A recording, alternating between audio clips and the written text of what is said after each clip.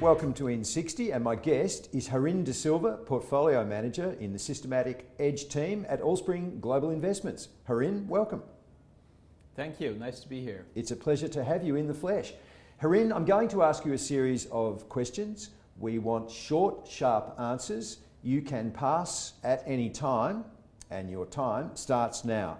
Harin, what's the biggest mistake an investor can make in an inflationary environment?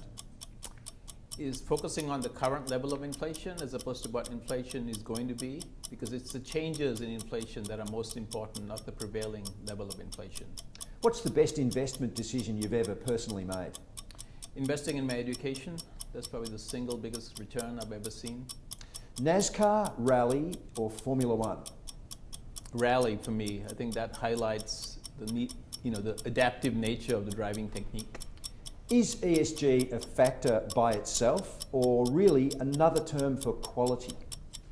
It's definitely not another term for quality. It's something that's orthogonal or independent of quality, and it should be viewed as such.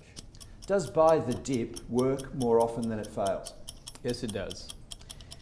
Are digital assets an asset class that's here to stay? It's not an asset class. It's just a way to characterize or monetize a group of assets. What's the most attractive opportunity in markets right now?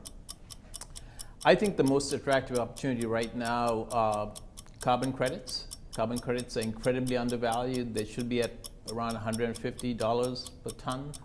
Right now they're trading at about $40 a ton. So it's an incredible opportunity that most people aren't even aware of. Are you a Hamilton man or a Verstappen man? A Hamilton man. What's the biggest investment problem that your clients are raising with you right now? Broadly speaking, it's how to squeeze more return out of the assets that they have. That's as people look forward, given where valuations are, given where interest rates are. I think trying to get more return out of the same pool of assets without using leverage is probably the biggest problem the biggest question we get asked. What's the most important investment number that you check before going to bed and when you wake up? I'm not sure how important it is, but I live in LA, so before I go to bed, the last thing I look at is what's going on in the Tokyo market. It kind of gives me a sense of what's going to happen the next day when the New York market opens. And when you wake up? Well, I wake up usually a little bit before the New York Open, so I'm usually checking to see what the futures has done overnight. Harindra de Silva, thanks for your time. Thank you.